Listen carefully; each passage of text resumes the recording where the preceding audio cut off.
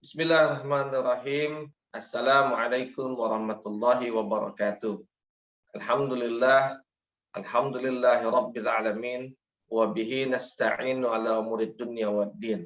Asyhadu an la ilaha illallah wa asyhadu anna Muhammadan abduhu wa rasuluhu la nabiyya ba'dah.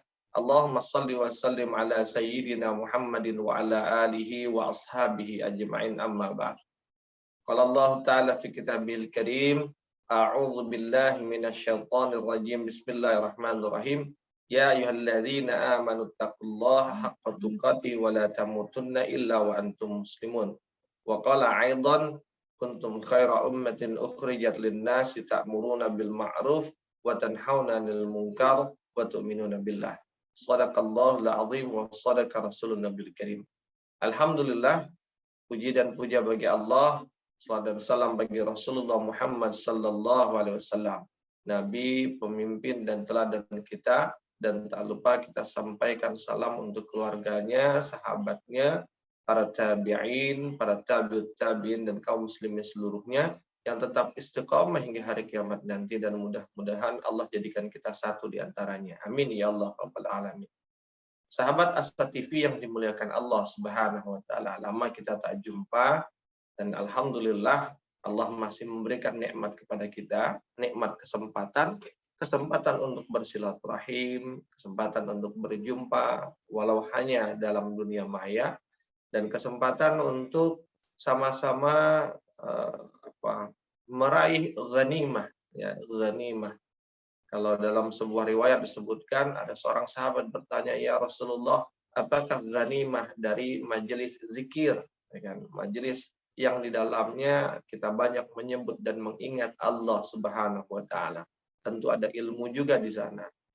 Maka Rasulullah mengatakan bahwa ghanimah, arti harta yang menjadi perolehan dari majelis zikir adalah surga.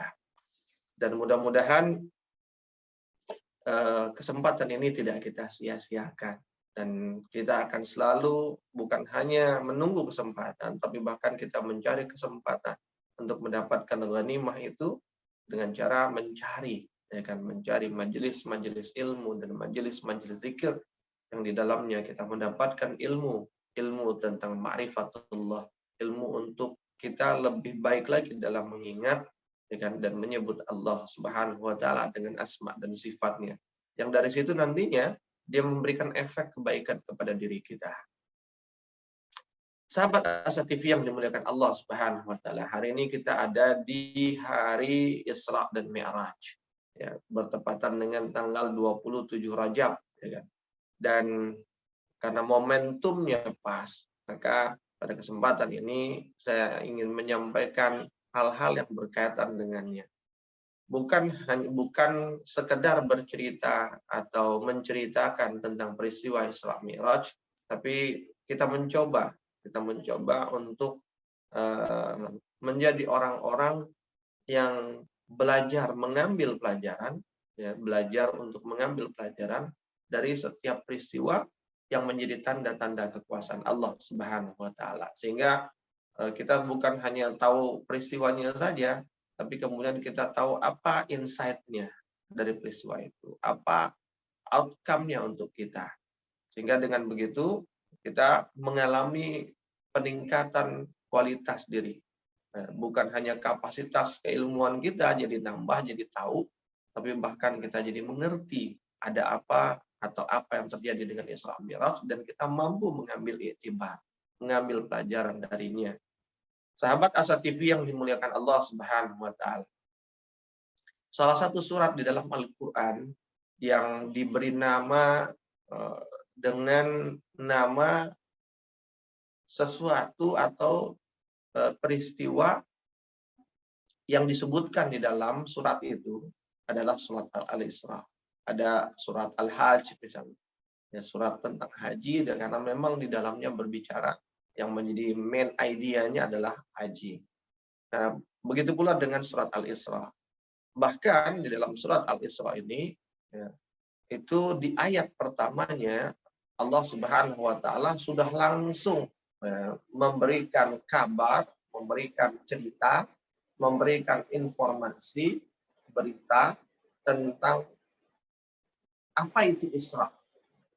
Apa itu Isra dan Mi'raj. Berbeda dengan surat Al-Hajj tadi. Surat Al-Hajj tadi di awal Allah tidak berbicara tentang haji secara langsung. Tapi Allah berbicara dulu tentang tentang hari kiamat, ya, tentang balasan terhadap orang-orang yang ahli maksiat, ya, orang yang beriman dan lain sebagainya. Baru di pertengahan ayat, pertengahan surat Allah berbicara tentang haji secara khusus. Dan di dalam ayat pertama itu bahkan bukan hanya Allah bercerita tentang Isra dan Mi'raj, tapi Allah memberikan penjelasan tentang Isra dan Mi'raj itu tuntas. Setidaknya menurut saya tuntas. Sehingga apa itu Isra Mi'raj, ya kan? Dia apa dan bagaimananya itu clear di sana. Ya.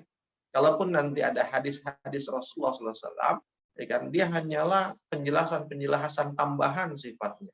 Tapi di dalam satu ayat ini saja sudah clear tentang apa itu Isra Mi'raj. Di dalam ayat itu, di dalam ayat pertama itu, Allah Subhanahu wa taala berfirman, A'udzu billahi minasyaitonir rajim. Bismillahirrahmanirrahim. Subhanalladzi asra bi'abdihi lailan minal masjidil haram ilal masjidil aqsa alladzi barakna haulahu linuriyahu min ayatina innahu samii'ul basir. Allah berkata kepada kita, Subhana, maha suci Allah. Allah memuji dirinya. Allah menyampaikan, menunjukkan kepada manusia bahwa di antara pujian yang patut, pujian yang layak, pujian yang harus disematkan kepada Allah itu adalah tentang kemahasuciannya. Dan ketika disebutkan Allah itu maha suci, berarti dia jauh dari segala hal-hal yang kotor, keadaan yang kotor, sifat yang kotor, perbuatan yang kotor, dan lain sebagainya. Nah, sahabat Asatib yang dimuliakan Allah Subhanahu wa taala, dan ketika bicara tentang perilaku yang kotor, perbuatan kotor, keadaan yang kotor, maka di antara kekotoran yang paling kotor itu adalah dusta, kebohongan. Jadi kalau manusia ada yang senang berdusta, manusia ada yang selalu berdusta, berbohong, maka sesungguhnya dia adalah sekotor-kotor manusia. Dia memiliki perilaku yang paling kotor di antara perilaku-perilaku kotor lainnya. Kenapa saya katakan seperti itu? Karena ketika kita bicara dusta, ya kan, dusta itu bukan hanya satu perbuatan yang berdiri sendiri, tapi dusta itu, ketika dusta itu dilakukan, maka akan ada imbas, ya kan, kemaksiatan-kemaksiatan lainnya. Akibat dusta, dia bisa zalim kepada orang. Akibat dusta, bahkan dia bisa menyebabkan orang sengsara. Bahkan akibat dusta, dia bisa membunuh manusia. Akibat dusta, dia bisa menceraikan suami dengan istri. Akibat dusta, dia bisa merusak sebuah rumah tangga, sebuah keluarga. Akibat dusta, bahkan dia bisa menghancur, merusakkan satu negara. Nah, sahabat Asatib yang dimuliakan Allah Subhanahu wa taala, ketika Allah mengatakan subhana di dalam ayat pertama ini, sebelum dia menceritakan dan mengabarkan tentang Isra dan Mi'raj itu, maka ini menunjukkan salah satu di antara hikmah atau pelajaran yang bisa kita ambil, bahwa dengan segala kesuciannya, dengan segala kemahasuciannya dari segala yang kotor itu, maka seakan-akan Allah ingin mengabarkan, memberitahu kepada kita bahwa apa yang akan aku kabarkan, apa yang akan Allah ceritakan kepada kita ini adalah perkara yang jauh dari dusta. Dia adalah kebenaran, dia adalah sesuatu yang nyata dan ada.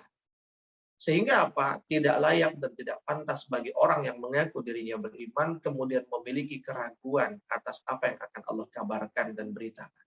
Sekalipun yang diberitakan dan yang dikabarkan itu mungkin tidak mampu dicerna atau tidak masuk di dalam akal pikiran manusia. Sahabat Asatv yang dimuliakan Allah Subhanahu wa taala. Subhanallazi, maha suci Allah yang dia itu asra, telah memperjalankan, dia memperjalankan. Siapa yang diperjalankan? Bi'abdihi, hambanya. Siapakah hambanya itu? Yaitu Rasulullah Muhammad sallallahu alaihi wasallam. Ketika dikatakan asra, bahwa Allah memperjalankan, berarti yang menjadi tokoh utama dalam peristiwa perjalanan ini sesungguhnya bukanlah Rasulullah SAW, tapi Allah Subhanahu wa Ta'ala. Dan itu mengindikasikan bahwa perjalanan itu adalah planningnya, perjalanan itu adalah pekerjaannya, perbuatannya, perjalanan itu ada dalam kehendaknya, dan perjalanan itu dari A sampai Z-nya semuanya Allah yang take over. Semuanya adalah perbuatan Allah Subhanahu wa Ta'ala, yang tidak ada peran Rasulullah Muhammad SAW satupun. Rasulullah hanya ikut. Dia tidak punya kehendak dalam perjalanan itu. Dia tidak punya keinginan dalam perjalanan itu. Dia tidak punya rencana dalam perjalanan itu. Dan bahkan dia tidak berhak, dia tidak bisa menentukan apa, bagaimana, dan kemana tujuan dari perjalanan. Semuanya sudah, kalau kita bicara melakukan perjalanan, itinerary-nya itu sudah lengkap, sudah komplit. Allah yang buat. Allah yang menyediakan transportasinya, Allah yang menyediakan itinerary-nya, Allah yang menyediakan semua perangkat-perangkat yang dibutuhkan sampai selesai, sampai pulang. Dan disebutkan bi'abdihi, dan abdihinya itu adalah Rasulullah Muhammad SAW. Dan ini menegaskan, kata bi'abdihi ini menegaskan bahwa yang berangkat dalam perjalanan Isra dan Mi'raj itu adalah Rasulullah Muhammad utuh sebagai manusia. Artinya apa? Baik raganya maupun ruhnya itu dalam perjalanan. Raga dan ruh yang tidak terpisah, tapi raga dan ruh yang menyatu, sehingga dia disebut sebagai abdi, disebut sebagai hamba yang lengkap, yang utuh, yang hidup. Dikatakan dia hamba yang hidup karena jasad dan ruh itu menyatu. Sahabat Asa TV yang dimuliakan Allah Subhanahu wa Ta'ala. Bi'abdihi lailan minal masjidil haram ilal masjidil aqsa. Lailan menunjukkan keterangan bahwa perjalanan itu dilakukan di malam hari.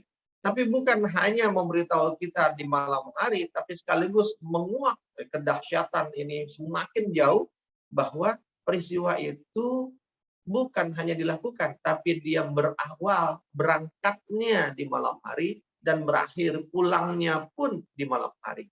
Ketika berangkat di saat gelap sudah terjadi, bukan di awal gelap.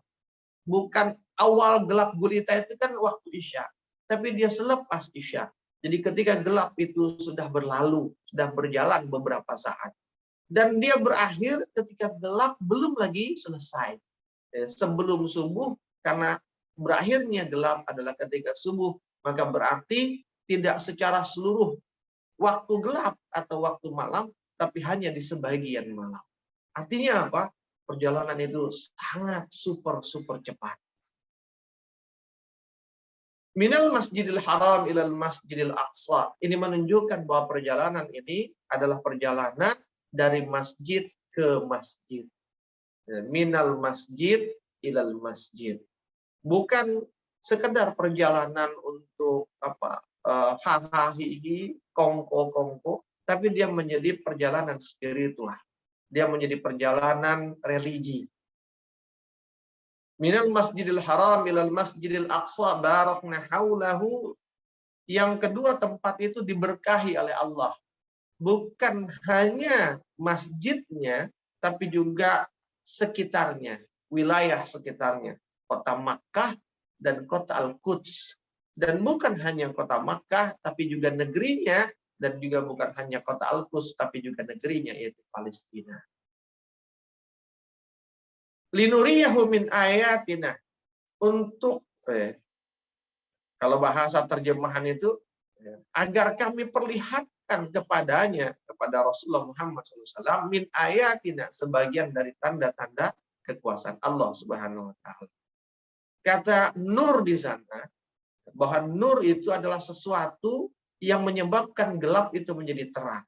Nur itu adalah sesuatu yang menyebabkan keadaan yang tadinya tidak terlihat menjadi terlihat. Nur itu sesuatu yang menyebabkan apa-apa yang samar menjadi jelas. Sehingga seakan-akan sesuatu yang mungkin tadinya gelap, kekuasaan Allah tanda kekuasaan Allah yang mungkin selama ini agak tertutupi, yang selama ini mungkin agak terhalangi, yang selama ini mungkin agak tersamarkan. Kenapa tersamarkan pada diri Rasulullah? Karena dia sedang mengalami kedukaan. Makanya peristiwa Isra Mi'raj itu terjadi di Amul Husni, di tahun kedukaan, tahun kesedihan. Dan dikatakan Al-Husni karena dia adalah kesedihan yang mendalam.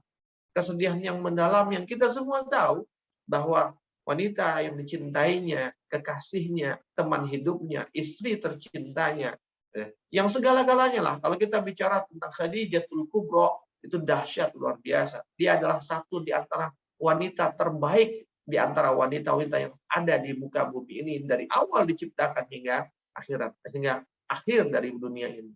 Selain Fatih, selain Maryam binti Imran, kemudian Asiyah istrinya Fir'aun, kemudian Fatimah anaknya sendiri, dan adalah Khadijah. Panjang kita kalau berbicara tentang Khadijah, tapi bahwa dia adalah orang yang dikasih, yang bukan hanya mencintai Rasulullah, tapi bahkan dia mengerahkan semua potensi kehidupannya, hartanya, dengan kehormatannya gitu, sebagai bangsawan yang dihormati oleh orang Mekah, ya, yang semua itu dia gunakan, dia berikan untuk mensupport dakwah Rasulullah Sallallahu Alaihi Wasallam. Pun begitu wafat juga di tahun itu adalah pamannya, yaitu Abu Thalib. Sehingga apa? Kesedihan itu luar biasa. Bukan hanya orang yang dikasihi, tapi mereka dua orang yang menjadi backbone, menjadi tulang penyangga, menjadi penopang, menjadi backup, menjadi pelindung bagi Rasulullah dan dakwahnya. Sehingga ketika keduanya meninggal seakan-akan bukan hanya sedih karena ditinggalkan yang dicintai dan dikasih, tapi juga sedih kira-kira siapa lagi yang akan menjadi penopang dakwah ini, yang akan menghiburku, yang akan macam-macam lah gitu. Yang selama ini mereka lakukan karena mereka sudah tiada.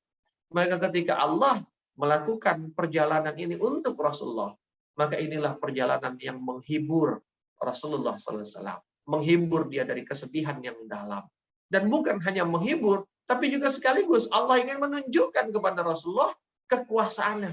Min ayatina. Bukan seluruh kekuasaan, bukan seluruh tanda kekuasaannya, hanya sebagian dari tanda-tanda kekuasaan yang ditunjukkan. Hei Muhammad, seakan-akan dengan perjalanan yang maha dahsyat itu, yang perjalanan itu dari sejak peristiwanya terjadi hingga hari kiamat nanti, tidak akan pernah ada satupun ilmu pengetahuan yang mampu untuk menjelaskan bagaimana peristiwa itu bisa terjadi. Sehingga itu menjadi ujian keimanan sampai akhir zaman nanti. Karena tidak akan pernah, tidak ada ilmu yang bisa menjelaskannya. Kok bisa? Tubuh manusia yang rapuh ini melakukan perjalanan, ya kan, yang pasti akan suhu di atas itu dinginnya luar biasa. Setiap 100 meter naik ketinggian, maka suhu itu turun 1 derajat Celcius. Jika suhu di permukaan 32 derajat, maka kalau ketinggian 3000 meter saja, ketinggian pesawat itu, berarti suhu sudah turun 30 derajat. Berarti suhu di luar pesawat itu hanya 2 derajat Celcius. Itu baru 3000 meter. Berapa ketinggian langit yang pertama, langit yang kedua, sampai langit ketujuh, sampai Sidratul Muntaha. Tidak akan sanggup tubuh fisik manusia ini menghadapi cuaca atau suhu yang dingin itu. Belum lagi tekanan udaranya. Yang makin ke atas tekanan udara itu makin kuat. Hancur, cabik-cabik tubuh ini. Tapi ternyata tidak terjadi dengan Rasulullah. Bukan karena Rasulullah hebat, tapi itulah di antara kekuasaan Allah Subhanahu wa taala. Kekuasaannya bukan hanya melindungi tubuh Rasulullah, tapi kekuasaannya yang kemudian memerintahkan kepada tekanan udara, memerintahkan kepada suhu itu untuk tidak mampu dan tidak bisa menyakiti. Sebagaimana Allah berkata kepada api, ya naru kuni bardan wa salaman ala Ibrahim. Memerintahkan kepada api yang tabiatnya panas, nggak boleh. Ente nggak boleh ngebakar Ibrahim. Hei suhu, hei cuaca, kau tidak boleh, ya kan, membunuh Muhammad dengan dinginmu. Hei angin, hei udara, kau tidak boleh menghancurkan tubuh Muhammad dengan tekanan. Karena dia yang berkuasa atas angin, dia yang berkuasa atas suhu, dia berkuasa atas segalanya. Sehingga seakan-akan Perjalanannya pun juga cepat dengan kendaraan yang super cepat, yang melebihi kecepatan cahaya. Seakan-akan Allah ingin mengatakan kepada Rasulullah, "Hei Muhammad, dukamu itu, kesedihanmu itu cukuplah. Bahwa orang yang kau cinta, yang mencintaimu itu sudah tiada. Tapi aku mencintaimu masih ada dan aku tidak akan pernah mati. Kau tidak akan pernah kekurangan cinta. Wahai Muhammad, engkau orang yang melindungimu, yang menjadi penopang dakwahmu sudah tiada. Tapi jangan khawatir, dakwahmu akan selalu terlindungi dan akan selalu ditopang dan akulah penopang sesungguhnya. Maka tak perlu kau berduka, tak perlu kau bersedih. Selama engkau masih memiliki aku, maka kau tidak akan pernah kekurangan apapun. Tak akan pernah kekurangan kasih sayang, tak akan pernah kekurangan cinta, tak akan pernah kekurangan harta, tak akan pernah kekurangan dukungan, kekuatan, dan lain sebagainya. Sehingga disebutkan linuriyau, menjadi cahaya yang memperjelas apa yang sudah mulai samar, yang memperjelas apa yang tidak terlihat, yang memperjelas apa yang mungkin sempat terlupakan dengan kedukaan. Sahabat Asa TV yang dimuliakan Allah SWT. Sudah terlalu lama untuk segmen yang pertama ini, ya, kita akan sambung berikutnya di segmen yang kedua setelah yang berikut ini.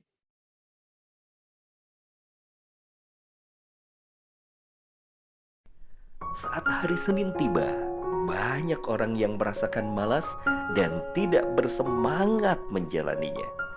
Tapi sekarang tidak boleh lagi terjadi. Tonton saja I Love Monday di Asa TV Indonesia. I Love Monday menghadirkan pembahasan mencerahkan dan aplikatif yang dikemas dalam I Love Myself, I Love My Job, I Love My Prophet, dan satu segmen spesial Solve with Love. I Love Monday setiap hari Senin jam 12.30 waktu Indonesia Barat di Asa TV Indonesia. Inspirasi keluarga Islami.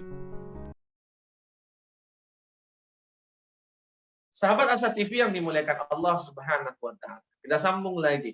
Ya, ini mulai agak seru nih, mulai agak panas. Ya. Ibarat mesin diesel mulai kencang, ya. Mulai kencang larinya. Sahabat Asa TV yang dimuliakan Allah Subhanahu wa taala.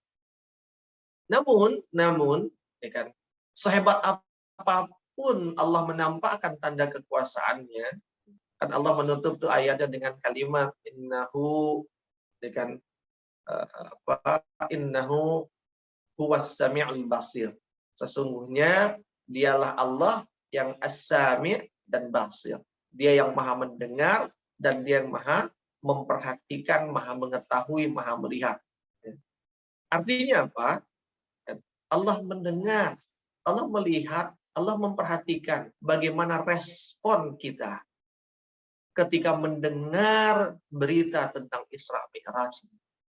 Secara khusus, secara umum ketika mendengar tentang tanda-tanda kekuasaan Allah. Adakah kita menjadi orang yang angin lalu begitu saja? Adakah kita menjadi orang yang mungkin tidak percaya? Sebagaimana keraguan itu juga melanda sebagian kaum muslimin di masa itu. Bahkan diriwayatkan ada yang kemudian kembali murtad setelah mendengar peristiwa itu, terus diprovokasi juga sama orang-orang Quraisy. No, Nabi ente no, kan bual.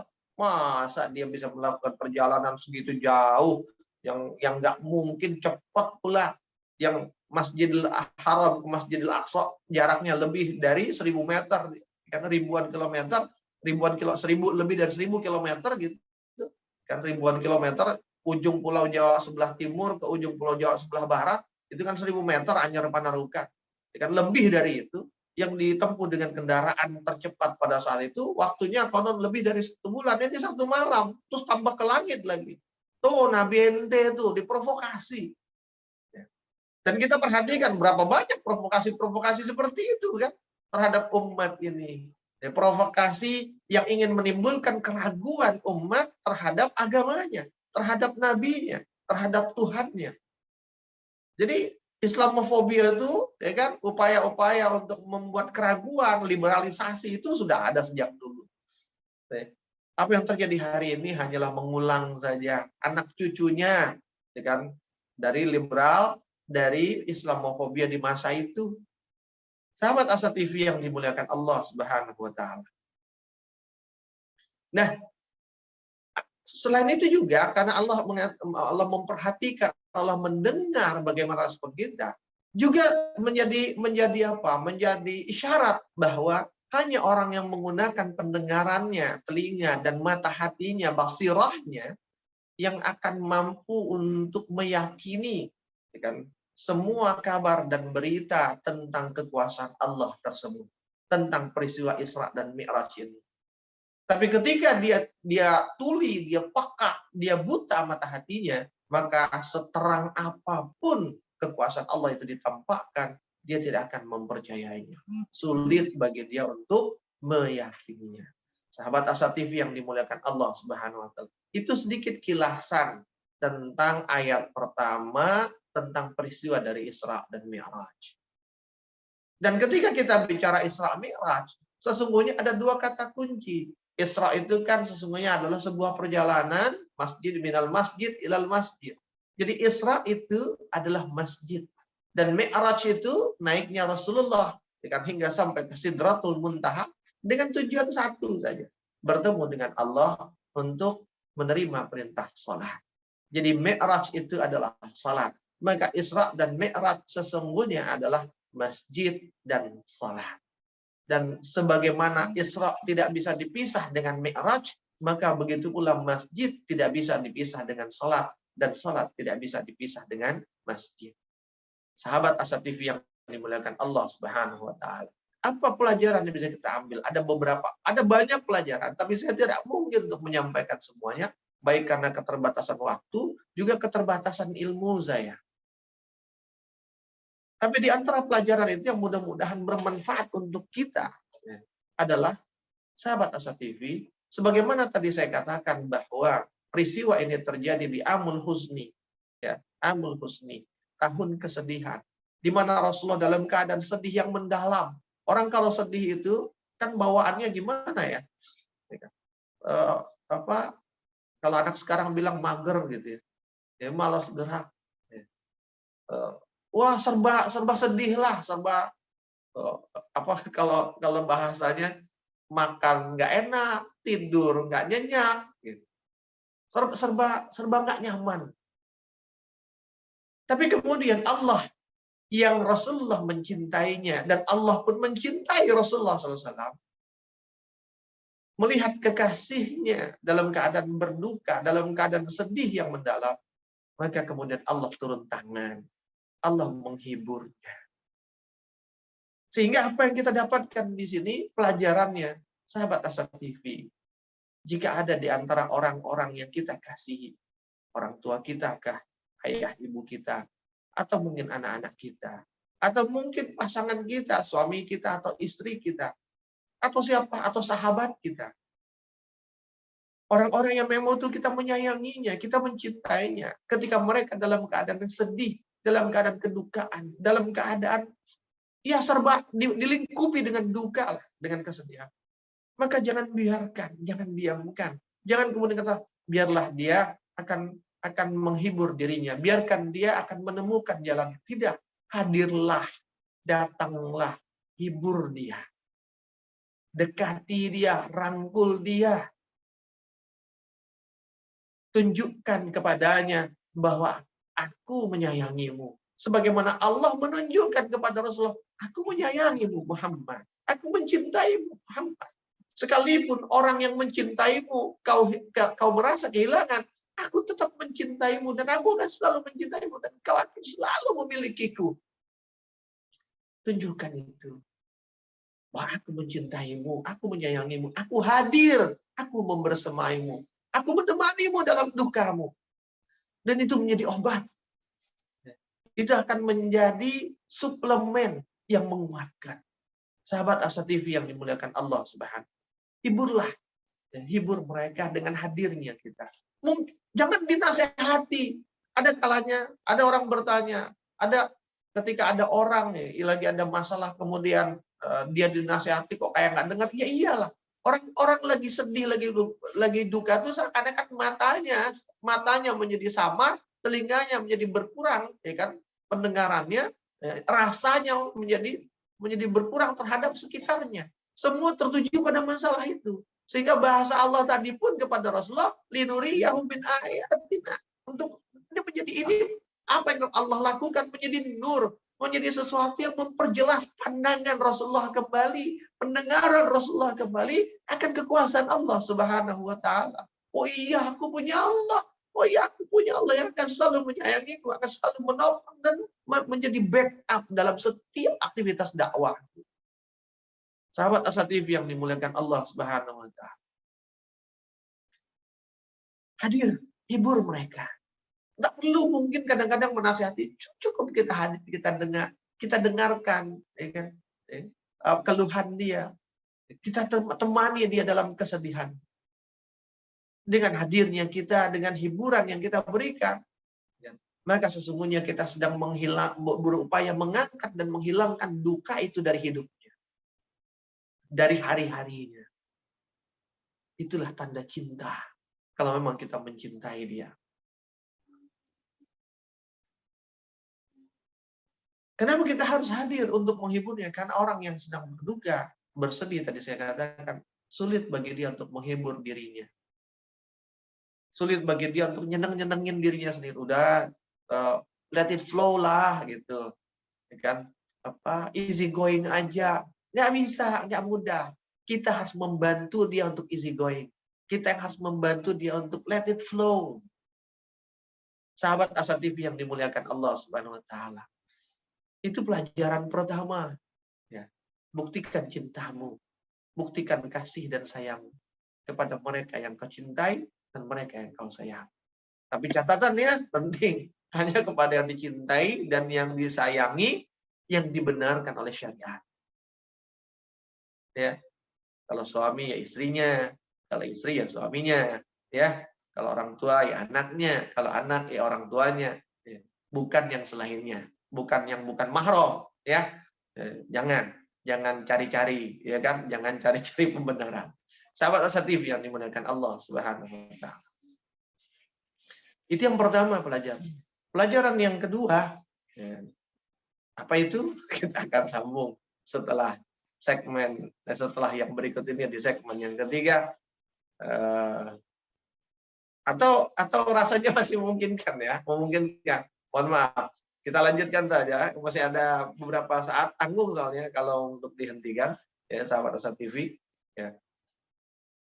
Bahwa hikmah atau pelajaran yang kedua, ketika kita berbicara tentang peristiwa Isra Mi'raj ini, bahwa kita bukan hanya diminta untuk hadir, diminta untuk menghibur, kan, orang yang kita cintai, kan, tapi juga salah satu cara menghibur, ini penting nih. Salah satu cara menghibur, ya, selain tadi menemani segala macam, kalau kita lihat bagaimana cara Allah menghibur Nabi, ya, yaitu apa?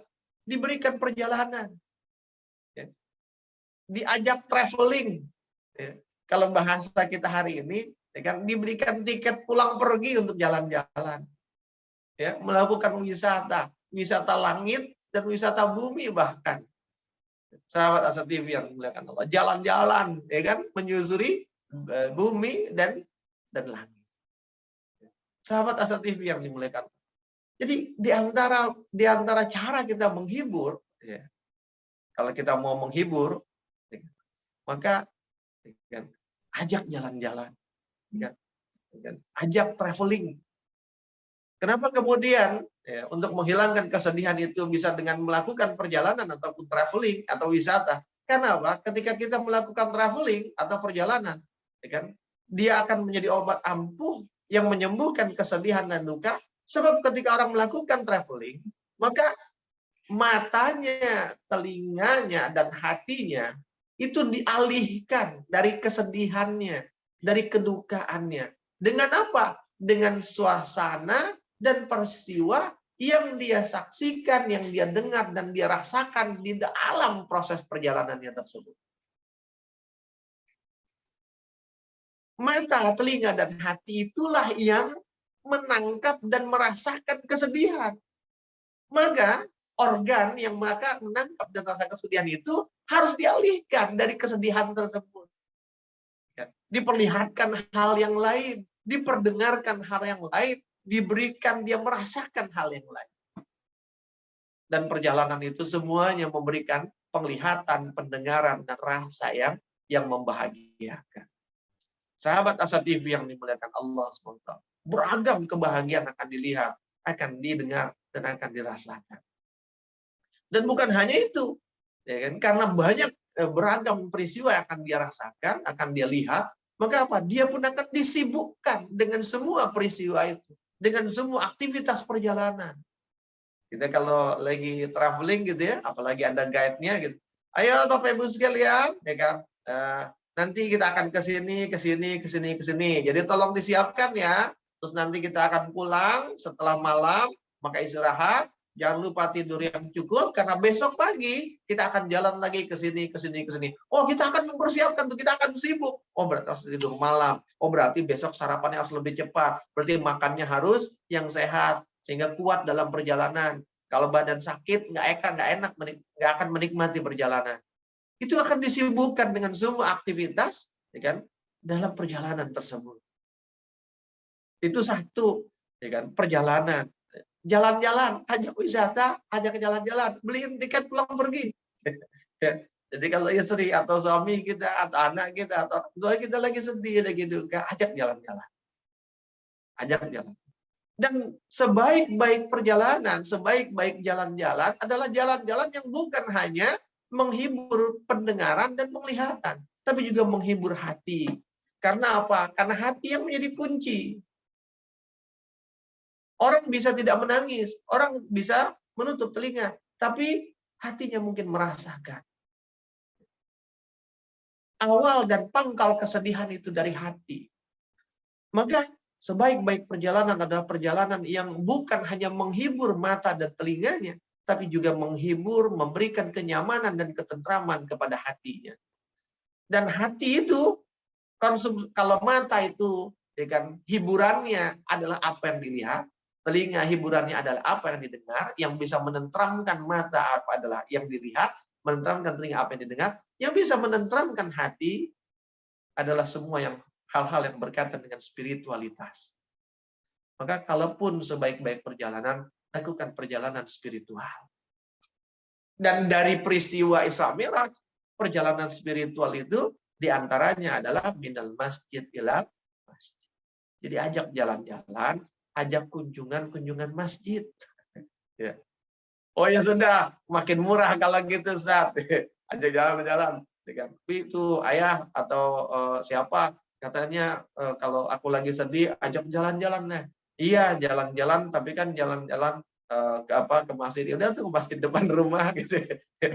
Enggak seperti itu. Karena apa? Minal masjidil haram ilal masjidil aqsa. Masjidil Haram, kata haram itu menunjukkan sifat dari masjidnya, sementara kata Aqsa, Masjidil Aqsa, Aqsa itu menunjukkan keterangan. Aqsa itu maknanya adalah tempat yang jauh. Jadi kalaupun mau dibawa jalan-jalan ke masjid, masjid yang jauh, itu Masjidil Haram, Masjid Nabawi, ajak umroh. Seperti itu. Jangan masjid depan rumah. Sahabat Asa TV yang dimuliakan Allah. Walau esensinya adalah ya ke masjid. Kenapa ke masjid? Ya, maka kita akan jelaskan di segmen yang berikutnya. Kita akan jumpa kembali, sahabat Asa TV.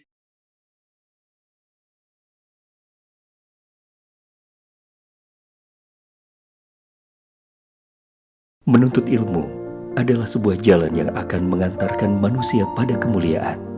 Dengan ilmu, manusia mendapatkan panduan untuk berpikir dan bertindak. Untuk itu, Asa TV Indonesia menghadirkan Pustaka Asa, sebuah ruang pembelajaran sistematis bersama para pakar di bidangnya.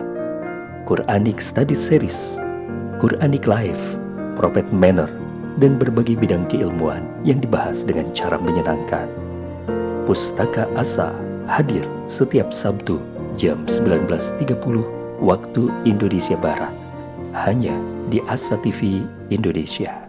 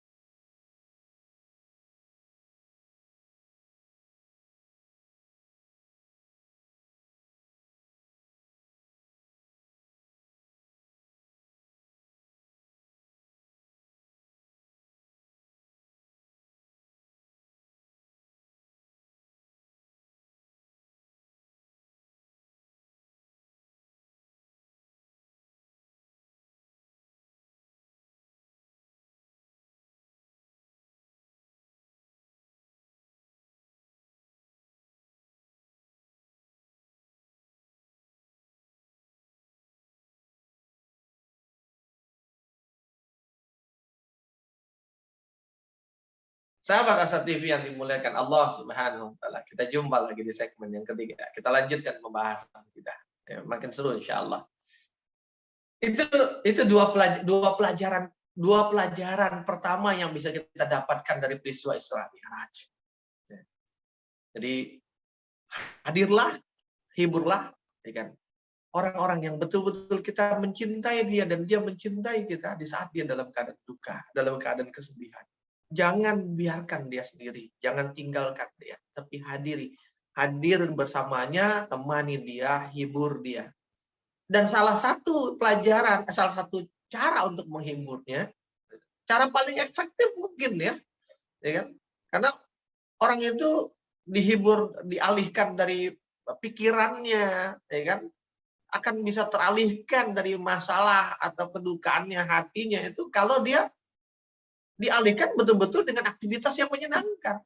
Dan tidak ada aktivitas yang lebih menyenangkan daripada jalan-jalan, daripada berwisata. Dan tidak ada yang memberikan efek dahsyat secara spiritual selain wisata ke rumah ibadah, ke tempat ibadah. Jadi itu kalau ibu-ibu tuh ngadain jalan-jalan ziarah ke masjid mana itu cakep sekali. Babnya apa? Jalannya wisata spiritual, wisata religi. Sahabat Asa TV yang dimuliakan Allah Subhanahu wa taala, ya. Jadi saya insya Allah siap untuk diajak jalan-jalan. Bukan ngajak jalan-jalan, tapi siap untuk diajak jalan-jalan. Apalagi di era pandemi hari ini, berapa banyak mungkin orang yang dalam keadaan duka, dalam keadaan sedih. Hati yang bahagia, hati yang gembira, hati yang senang, itu memberikan kekuatan kepada tubuh, kepada iman, dan kepada imunitas manusia. Tapi hati yang berduka, hati yang sedih, dia melemahkan. Maka bahkan kita bukan hanya menghibur, mengeluarkan dia dari masalah, tapi bahkan kita membantu menjaga dia dari segala keburukan atau potensi keburukan di saat kesedihan itu yang berpotensi menurunkan iman dan imunnya. Sahabat Asa TV yang dimuliakan Allah Subhanahu wa taala. Kembali tadi kita bicara tentang hikmah yang berikutnya atau pelajaran yang berikutnya. Yaitu pelajaran yang ketiga. Apa di antara pelajaran yang ketiga? Setelah Allah menghibur Rasulullah SAW dengan sebuah perjalanan perjalanannya pun juga perjalanan yang menakjubkan ya, perjalanan yang spesial gitu. Jadi ngajak jalan-jalan juga yang spesial tadi saya katakan, bukan sekedar ke masjid depan rumah gitu. Ya. Tapi juga sisi lainnya adalah bahwa Rasulullah sebagai hamba yang sedang dihibur, dia punya kedukaan, dia punya kesedihan. Tapi ketika dia dihibur oleh Allah Subhanahu wa taala, dia mampu untuk kemudian bangkit dari kedukaan, bangkit dari kesedihannya. Dia tidak berlarut-larut dalam kesedihan. Karena apa, sahabat Asa TV? Ada orang yang ketika dia sudah dihibur, berbagai cara sudah dihibur, tapi dia nggak move on, dia nggak bangkit-bangkit dari kedukaannya, masih aja, ya kan? Masih aja terjerembab di dalam kedukaan dan kesedihan. Itu sebabnya di dalam Islam, ya, hatta kita ditinggal mati orang yang kita cintai, suami kita, istri kita, anak kita, orang tua kita, atau siapalah yang kita cintai meninggal, dikasih waktu untuk berduka. Bahwa apa? Islam menghargai kok manusia. Ini yang diatur manusia. Manusia itu punya hati. Hati itu bisa bersedih. Harus dikasih saluran kesedihannya. Tapi nggak boleh berlarut-larut. Nggak boleh lama-lama. Ada batasan untuk waktu duka kita. Bab kematian ada waktunya. Seperti itu. 3 hari itu sudah lebih dari cukup. Karena apa? Kita harus life must go on. Hidup harus terus berlanjut. Yang mati nggak hidup lagi, selesai. Tapi yang hidup, kalau ikut mati, walaupun dia masih hidup, tapi dia udah mati, ikut mati seakan-akan. Nggak ngapa-ngapain lagi. Wah, habis. Ya.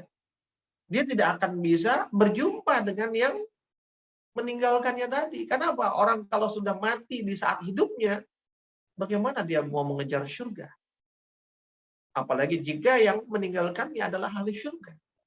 Gimana mau kita ketemu ya, kita ketemu ya Bu. Gimana mau ketemu? Kita akhirnya lalai gara-gara ditinggal mati. Maka apa? 3 hari duka cita, setelah itu must go on. Dengan satu cita apa tadi? Kita berharap kita akan dipertemukan oleh orang yang kita cintai. Karena dia orang baik, dia ahli syurga misalnya, maka saya pun harus menjadi orang baik dan berusaha menjadi ahli syurga supaya saya bisa ketemu dengan dia. Itu bukti cinta itu begitu harus. Jadi harus move on, harus bangkit. Dan Rasulullah menunjukkan dia memiliki kemampuan untuk bangkit dari kesedihan dengan hiburan dari Allah Subhanahu wa taala. Orang sudah menghibur kita, ayo dong bangkit dong. Jangan dimanfaatkan, nunggu diajak jalan-jalan lagi. Ya, sahabat Asa TV yang dimuliakan Allah Subhanahu. Nah, tapi apa yang membuat Rasulullah bangkit? Ya, hiburan apa yang diberikan oleh Allah sehingga kemudian dia menjadi energi yang menyuntikkan kembali semangat Rasulullah SAW, menyuntikkan kembali, ya kan, kekuatan, menghilangkan kesedihan itu. Sebagaimana tadi saya katakan, 2 kata kunci. Ngomong Isra Mi'raj itu nggak bisa lepas dari ngomongin masjid dan sholat. Kenapa? Wisata buminya adalah masjid, wisata langitnya adalah sholat. Sahabat Asa TV yang dimuliakan Allah Subhanahu wa taala. Masjid dan sholat adalah, kan, kalau kita bicara separuh nyawa gitu. Maka separuhnya adalah masjid, separuhnya adalah sholat.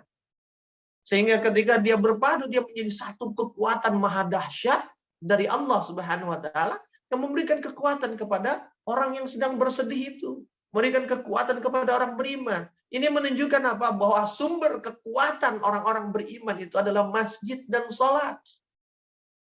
Sahabat Asa TV yang dimuliakan Allah Subhanahu wa taala. Bahkan ketika Rasulullah menyampaikan tentang 8 orang yang akan mendapatkan naungan dari Allah di hari di mana tidak ada naungan kecuali naungan darinya. Siapa mereka? 2 di antaranya kata Rasulullah, wasyabun nasa'a fi ibadati rabbih. Wasyabbu, ya kan, nasa, yaitu seorang pemuda, ya kan, anak muda yang menyibukkan dirinya dengan ibadah kepada Allah, kepada Rabb-nya. Dan ketika kita bicara bab ibadah, sahabat Asa TV, maka yang menjadi tiang dari ibadah, yang menjadi penghulunya ibadah adalah salat. Lalu apalagi yang kedua dari 8 orang yang mendapatkan naungan, yang pertama tadi yang pemuda, anak muda yang menyibukkan dirinya dengan ibadah, yang berikutnya lagi adalah warajulun qalbuhu mu'allaqu fil masajid, yaitu seseorang yang hatinya itu mu'allaqu, terikat, selalu bersama, selalu bertemu, selalu ingin berjumpa dengan masjid. Dia terpaut, dia terikat dengan masjid. Ketika dia di masjid, ya kan, maka dia bahagia dengan keberadaannya. Ketika dia di luar masjid, dia merindukan masjid. Bukan masjid hanya sebagai bangunan fisik, tapi masjid sebagai ada semangat spiritual di sana. Makanya dalam bahasa masjid, kalau kita bahas fikih, ya kan, maka tidak sedikit hadis-hadis Rasulullah yang mengatakan bahwa dimanapun kalian berada dan kemudian kalian bersujud di sana, maka itulah masjid kalian. Jadi muatan spiritualnya dari masjid itu, sahabat Asa TV yang dimuliakan Allah Subhanahu wa taala. Itu sebabnya kenapa sahabat Asa TV, ya, di dalam satu ayat, ya, Allah mengatakan innama ya'muru, sesungguhnya orang-orang yang memakmurkan masjid Allah. Pertanyaannya, kenapa Allah pakai kata innama ya'muru masjid Allah? Orang-orang yang memakmurkan. Terjemahan yang orang-orang yang memakmurkan masjid Allah. Kenapa tidak kalimatnya innama yu'ammiru masjid Allah? Itu artinya apa? Memakmurkan. Apa perbedaannya? Ya kan? Dalam konteks ilmu saraf, sahabat Asatif yang dimuliakan Allah Subhanahu wa taala, kata ya'muru itu masdarnya imarah. Sementara kata yu'ammiru masdarnya adalah ta'mir. Dan ketika dia ya'muru dengan masdarnya imarah, maka dia artinya menghidupkan, meramaikan masjid, memakmurkan masjid dengan aktivitas-aktivitas seperti sholat, baik sholat wajib, sholat sunnah, kan, majelis taklim, tilawah Quran, zikir, dan berbagai aktivitas lain. Jadi meramaikan masjid, memakmurkan masjid, menghidupkan masjid dengan aktivitas. Jadi aktivitasnya yang menjadi konten pemakmurannya. Tapi kalau dia bicara yu'ammiru yang masdarnya adalah takmir, dia artinya meramaikan masjid bangunannya. Jadi menghiasnya, membangunnya yang megah, dibangun dengan desain yang cakep, dengan lampu-lampu hias, kaligrafi yang cantik. Itu namanya takmir. Makanya agak kurang pas sebenarnya kalau bilang takmir masjid. Kalau takmir masjid ya udah masjidnya. Itulah yang terjadi di negeri kita kebanyakan. Takmir masjid, ya kan? Dewan Kemakmuran Masjid, betul yang dibikin makmur masjid bangunan fisiknya. Masjidnya bagus, cakep, gitu kan? Tapi kosong, ditutup, dikunci, tidak terbuka 24 jam. Aktivitasnya jarang. Kalaupun ada hanya sholat. Sholat wajib saja. Setelah itu keluar ditutup lagi. Nggak ada aktivitas lain. Nggak boleh anak-anak kemudian datang ke sana, bermain di sana. Nggak boleh rapat, nggak boleh ngobrol di sana. Kan aneh. Sahabat Asa TV yang dimuliakan Allah. Maka kan, semangatnya adalah bahwa bukan hanya masjidnya, tapi juga bicara ruh yang mengisi masjid itu, aktivitasnya. Artinya apa? Seseorang yang hatinya terpaut dengan masjid, berarti dia terpaut dengan segala yang aktivitas-aktivitas yang meramaikan masjid. Bukan hanya merindukan masjid, merindukan salat di sana, merindukan tilawah di sana, merindukan zikir di sana, merindukan majelis-majelis ilmu di sana. Merindukan segala kebaikan di sana. Sahabat Asa TV yang dimuliakan Allah Subhanahu wa taala. Itu bicara dapat dua orang yang akan mendapatkan naungan dari Allah di hari di mana tidak ada naungan kecuali naungan dari. Sehingga dalam sebuah hadis Rasulullah SAW dengan An Abi Sa'id Al-Khudri anna Rasulullah sallallahu alaihi wasallam qala, dari Abu Sa'id Al-Khudri bahwa Rasulullah SAW bersabda, "Idza ra'aitumur rajula ya'tadul masjida fashhadu lahu bil iman." Kata Rasulullah SAW, "Idza ra'aitumur rajula," jika kalian melihat seseorang ya'tadul masjidah, terbiasa gemar ke masjid, fashhadu lahu, kata Rasulullah, fashhadu, maka saksikanlah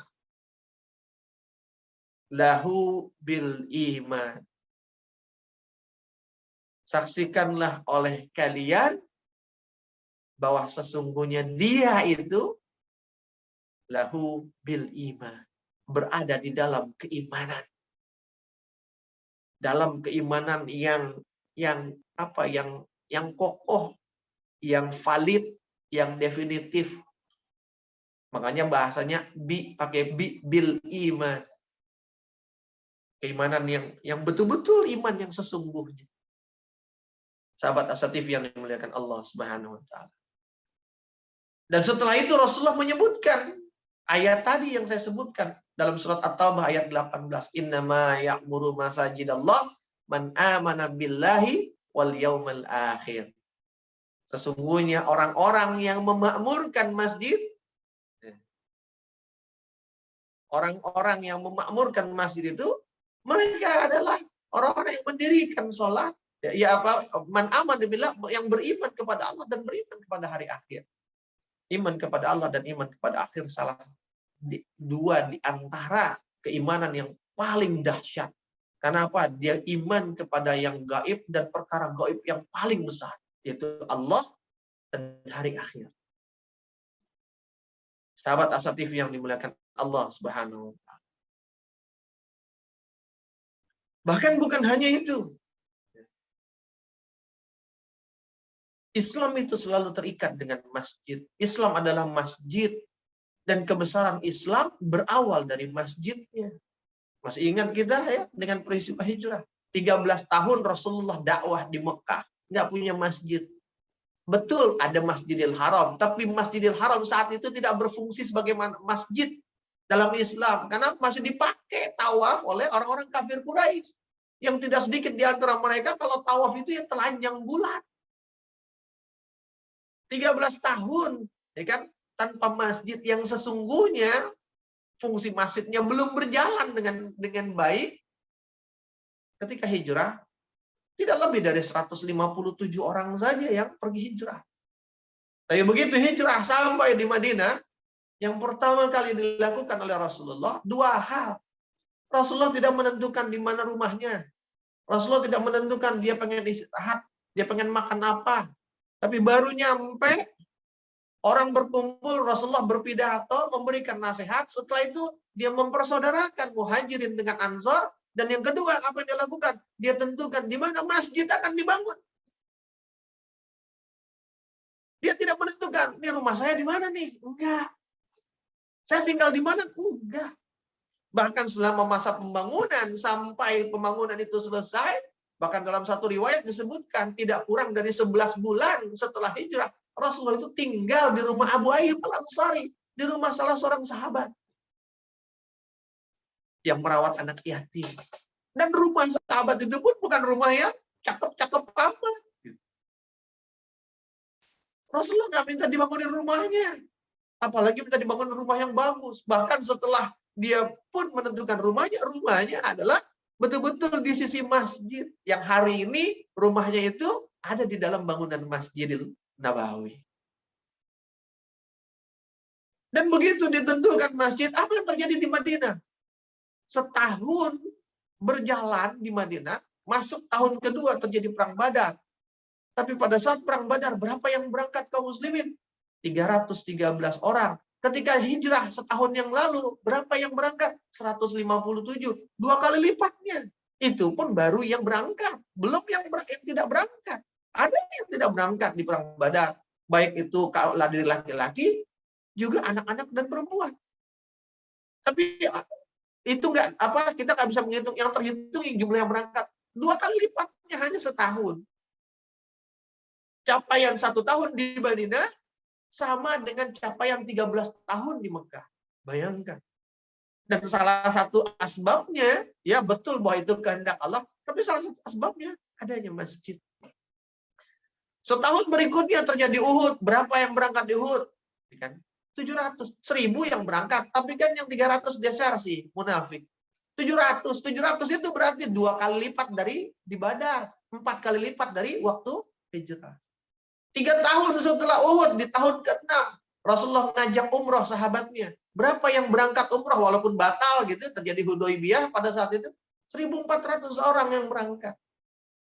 1.400 itu berarti 2 kali lipat dari 3 tahun sebelumnya di Uhud yang 700. Berarti apa? 4 kali lipat dari di Badar. Berarti 8 kali lipat dari waktu hijrah. Tahun ke-6.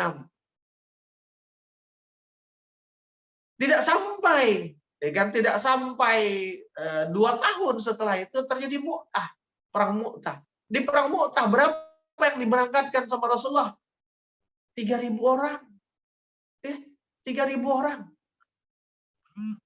3.000 orang itu berarti 2 kali lipat dari peristiwa umroh yang gagal atau Hudaybiyah 1.400.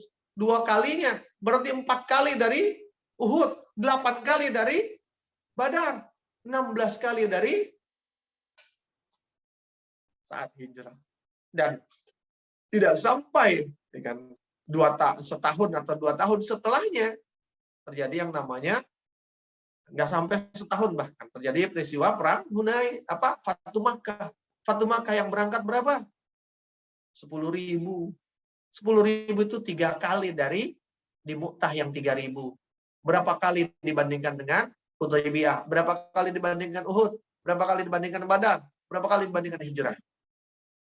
2 minggu setelah, kurang lebih 2 minggu, nggak sampai 1 bulan setelah Hunain, setelah Fatu Makkah terjadi perang Hunain. Jumlahnya jadi 12.000. Hanya hitungan kurun tidak sampai 1 bulan. Nambah 2.000, 12.000. Dan tidak sampai 1 tahun setelah itu, ada Haji Wada. Dan di Haji Wada itu tak kurang dari 120.000 kaum muslimin yang hadir bersama Rasulullah dalam Haji Wada. 120.000 berarti 10 kali lipat, hanya dalam waktu tidak sampai 1 tahun, 10 kali lipat dari waktu di Hunain. Berapa kali lipat dibandingkan waktu? 8 tahun, 9 tahun capaian di Madinah, berpuluh kali lipat dari capaian di Mekah yang 13 tahun.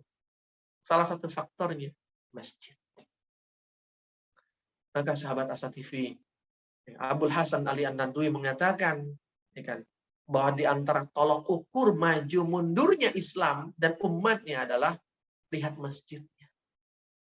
Maju masjidnya, maju umatnya. Mundur masjidnya, dan ukuran maju mundur tadi pada imarahnya, pada bagaimana hidupnya masjid itu. Bukan sekedar indah dan megahnya masjid. Khususnya di waktu subuh. Bahkan Wali Songo, sahabat Asa TV, Wali Songo, itu ketika mereka meneguhkan eksistensi dakwah Islam, caranya apa? Bangun masjid di tengah-tengah kota. Makanya kalau di Jawa kita perhatikan, di setiap kota kabupaten ataupun provinsi, pasti di mana ada alun-alun, di mana ada kantor pemerintah, di situ ada masjid raya atau masjid agung. Itu jadi 3 poros tuh. Ya, alun-alun itu mencerminkan umat, kantor pemerintahan mencerminkan imarah, jadi ulama, umarah, dan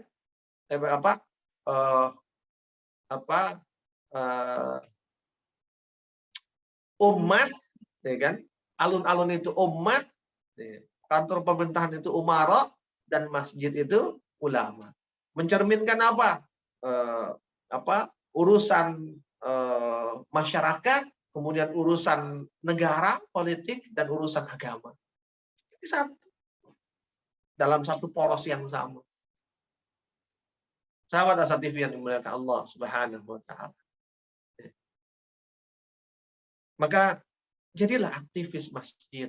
Jadilah ar-rijalun masjidun. Jadilah pemakmur-pemakmur, pemuda-pemuda, rijal-rijal masjid.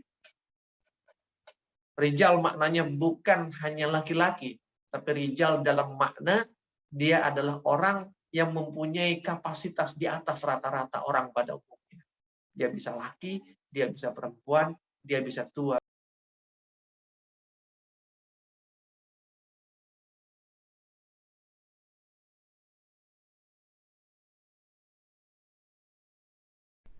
Saat hari Senin tiba, banyak orang yang merasakan malas dan tidak bersemangat menjalaninya. Tapi sekarang tidak boleh lagi terjadi. Tonton saja I Love Monday di Asa TV Indonesia. I Love Monday menghadirkan pembahasan mencerahkan dan aplikatif yang dikemas dalam I Love Myself, I Love My Job, I Love My Prophet, dan satu segmen spesial Solve with Love. I Love Monday setiap hari Senin jam 12.30 waktu Indonesia Barat di Asa TV Indonesia. Inspirasi keluarga Islami. Sahabat Asa TV yang dimuliakan Allah Subhanahu wa Ta'ala. Kita sampai di segmen yang terakhir, ya. Agak spesial nih, ya, karena rasanya kok lama ya. Tapi mudah-mudahan sahabat Asa TV nggak bosan untuk membersamai saya. Ya. Dan mudah-mudahan makin lama waktunya, makin banyak pula kebaikan yang bisa kita raih, kita dapatkan dari Allah Subhanahu wa Ta'ala. Pelajaran yang terakhir Ya, dari peristiwa Isra Mi'raj ini, sahabat Asa TV, sebagaimana tadi saya katakan, banyak provokasi dari orang-orang kafir Quraisy. Yang provokasi itu kemudian semakin menumbuhkan keraguan para kaum muslimin pada saat itu. Apa iya benar Rasulullah melakukan perjalanan? Kok nggak masuk akal ya? Sehingga tidak sedikit yang kemudian murtad lagi setelah itu. Nah, di antara keraguan-keraguan itu, maka kemudian dan para sahabat itu mendatangi Abu Bakar. Ada yang jumpa di jalan, ada yang mendatangi, akan menemui dia secara langsung. Lalu mengatakan, wahai Abu Bakar, sudahkah engkau mendengar sebuah berita? Berita apa itu? Berita bahwa Rasulullah semalam melakukan perjalanan yang disebut dengan Isra dan Mi'raj. Dia pergi dari Masjidil Haram ke Masjidil Aqsa, dari Aqsa kemudian dia sampai ke Sidratul Muntaha bertemu dengan Allah Subhanahu wa taala. Lalu dalam waktu hanya tidak sampai 1 malam. Kami ragu ya Abu Bakar. Bagaimana menurut pendapatnya? Sahabat Asad, ini menjadi catatan penting. Apa jawaban Abu Bakar yang keluar dari lisan Abu Bakar ketika mendengar itu? Abu Bakar belum mendengar berita itu. Dia belum bertemu Rasulullah. Dia belum dengar. Baru itu dengar berita ya dari kaum muslimin yang datang. Apa jawaban Rasulullah? Apa jawaban Abu Bakar ketika itu? Ini la asuddiquhu. Kata beliau, inni la asuddiquhu fima huwa ab'adu min dzalik. Kata Abu Bakar, sungguh ya kan, aku benar-benar akan membenarkan. Aku sungguh-sungguh akan membenarkan apa yang dia Rasulullah sampaikan. Bahkan ab'adu min dzalik. Bahkan sekalipun yang disampaikannya lebih daripada tentang Isra Mi'raj. Isra Mi'raj itu udah pusing kita, gimana caranya? Kata Abu Bakar, lebih dari itu pun yang disampaikan, aku akan membenarkannya. Shadaqta Muhammad. Muhammad benar.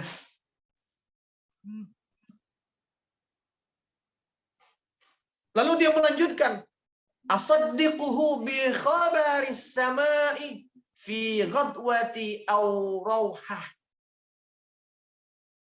Aku akan selalu membenarkan berita langit baik di waktu pagi maupun di waktu sore hari.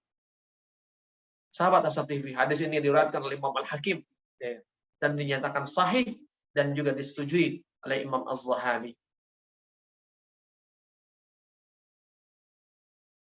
Dan itulah yang menjadi salah satu sebab beliau diberi julukan As-Siddiq. Karena di peristiwa itu dia mengatakan ini la asaddiquhu. Dia yang selalu membenarkan Rasulullah sallallahu alaihi wasallam, dan dia membenarkan tanpa sedikit pun keraguan. Itu menunjukkan dia pun benar dengan imannya. Bahkan diriwayatkan dari Rasulullah SAW bahwa Rasulullah bersabda dalam hadis riwayat Baihaqi, apa kata Rasulullah? Ma da'autu ahadan ilal islami illa kanat lahu anhu kabwatun wa taraddudun wa nazarun illa Abu Bakrin. Kata Rasulullah, aku tidak pernah mendakwahi seseorang melainkan di awalnya orang itu mengalami 3 hal. Kata Rasulullah, tidak pernah aku mendakwahi seseorang melainkan di awal orang itu responnya ketika didakwahi itu dia mengalami 3 hal. Apa itu? Kabwatun. Yang kedua, wa taraddudun. Yang ketiga, wa nazarun. Apa itu kabwatun? Kabwatun itu termenung. Ya kan? Kayak orang coba merenungin apa iye gitu. Wa taraddudun itu ragu. Wa nazarun. Nah, wa nazarun itu kalau artinya diskusi. Artinya apa? Dia mempertanyakan, banyak nanya gitu. illa Abu Bakrin, kecuali Abu Bakar. Abu Bakar nggak pakai nanya, nggak pakai diskusi, nggak pakai ragu, nggak pakai termenung-menung gitu, wait and see, nggak pakai, langsung terima. Itu lebihnya Umar.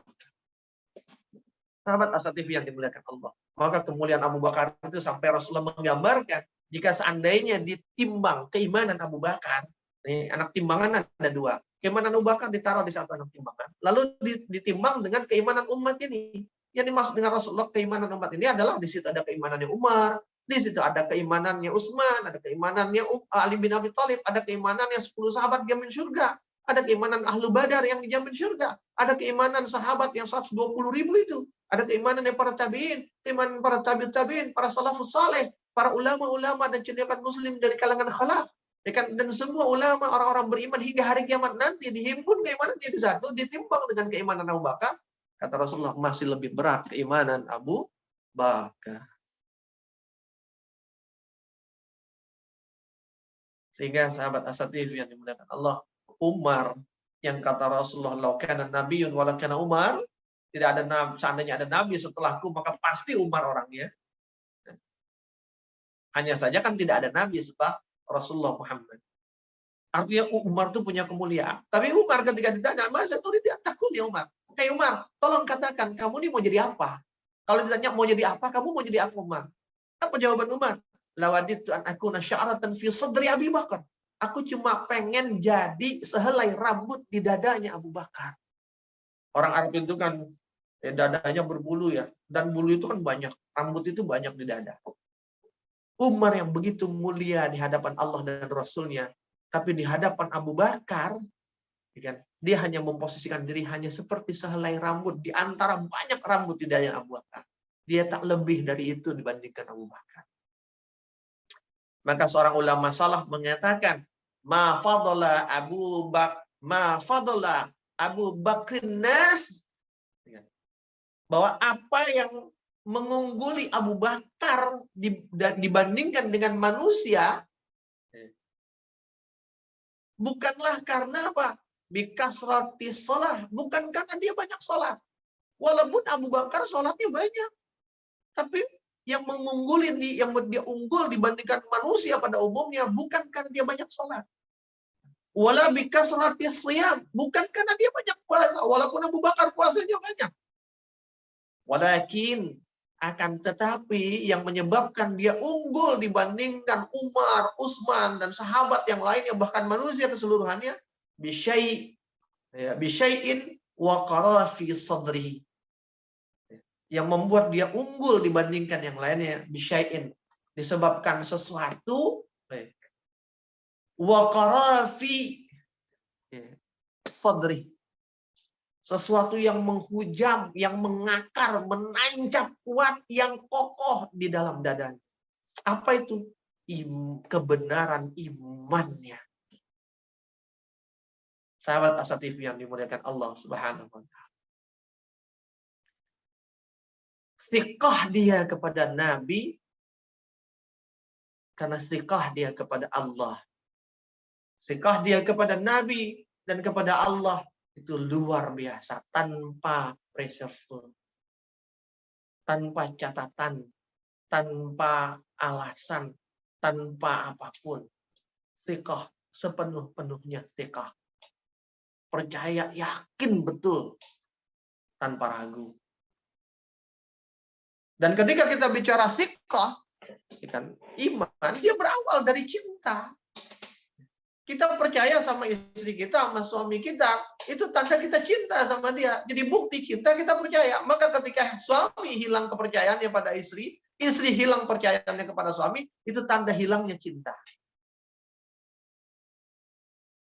Maka karena dia berawal dari cinta, Allah mengatakan di dalam surat Al-Imran ayat 31, "Qul in kuntum tuhibbunallah fattabi'uni", kata Allah. Katakanlah, hai Muhammad, jika kamu mencintai Allah, maka apa? Cintailah Rasulullah. Mencintai Rasulullah dengan cara apa? Fattabi'u. Ikuti dia. Ikuti sunnahnya. Yuhibbukumullah. maka niscaya Allah pun akan mencintaimu. Kamu akan mendapat dan memperoleh cintanya Allah Subhanahu wa taala. Allah mencintai kita, lalu kita balas cintanya, maka Allah akan membalas lagi cinta kita itu. Sahabat Asad TV, tanpa cinta sulit untuk kita thiqah. Kualitas cinta akan menentukan kualitas iman dan thiqah kita kepada Allah dan Rasul. Dan ketika Allah sudah mencintai, sahabat Asad TV, kalau Allah sudah mencintai kita dengan cinta yang membalas cinta kita. Jadi ketika kita mencintai Allah pun sebenarnya bukan karena kitanya yang mencintai Allah, tapi itu bagian dari cinta Allah kepada kita dengan cara menanamkan cinta di dalam diri kita kepada Allah. Jadi cinta kita kepada Allah itu, cinta kita kepada Allah adalah pemberian dari Allah sebagai wujud cintanya dia kepada kita. Karena Allah mencintai kita, maka dia tanamkan cinta di dalam hati kita kepadanya. Allahu Akbar. Kalau kita bicara tentang mencintai Allah itu luar biasa. Dan kalau Allah sudah mencintai kita, sahabat Asad TV, dalam sebuah hadis yang panjang dari Abu Hurairah radhiyallahu an, hadis yang diriwayatkan oleh Imam Bukhari, bahwa Nabi SAW bersabda, apabila Allah mencintai seorang hamba, maka dia akan menyeru kepada Jibril, dia akan bicara, dia akan panggil Jibril, Bil, kalau bahasa kita, Bil, kemari, Bil. Ada apa ya Allah? Allah akan mengatakan, sesungguhnya aku mencintai si fulan. Aku mencintai si fulan. Maka kamu cintailah dia. Jadi malaikat Jibril disuruh ikut mencintai si fulan. Sampai kemudian akhirnya malaikat Jibril pun mencintai si fulan. Setelah malaikat Jibril mencintai si fulan, lalu malaikat Jibril memanggil semua penghuni langit, semua penduduk langit, para malaikat dan para penduduk langit. Kumpul semua, kumpul. Tapi kata malaikat Jibril, wahai para penduduk langit, sesungguhnya Allah mencintai si fulan dan aku pun mencintai si fulan, maka kalian cintailah mereka, cintailah si fulan. Sehingga kemudian penduduk langit mencintai si fulan. Dan ketika penduduk langit mencintai si fulan, maka pada akhirnya dia akan ditetapkan untuk menjadi orang yang juga dicintai di bumi. Sahabat Asad TV yang dimuliakan Allah SWT. Apa pelajarannya dari itu semua? Pelajarannya adalah bahwa keyakinan dan kesiqohan yang penuh kepada Allah Subhanahu wa taala dan Rasulnya yang ditunjukkan oleh Abu Bakar dari peristiwa Isra Mi'raj, itulah pelajaran, salah satu pelajaran terbaik buat kita. Jadilah orang yang terus mengasah iman dan thiqah kita kepada Allah dan Rasul.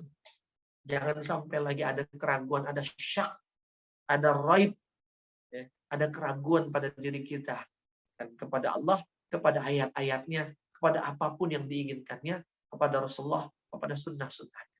Jangan ada pertanyaan sedikit pun. Yang kalau bahasa Nabi tadi terkait dengan Abu Bakar, ya, tidak ada kabwatun, tidak ada taraddudun, dan tidak ada nazarun. Sahabat Asad TV yang dimuliakan Allah, semoga momentum Isra dan Mi'raj ini menjadi pelajaran buat kita.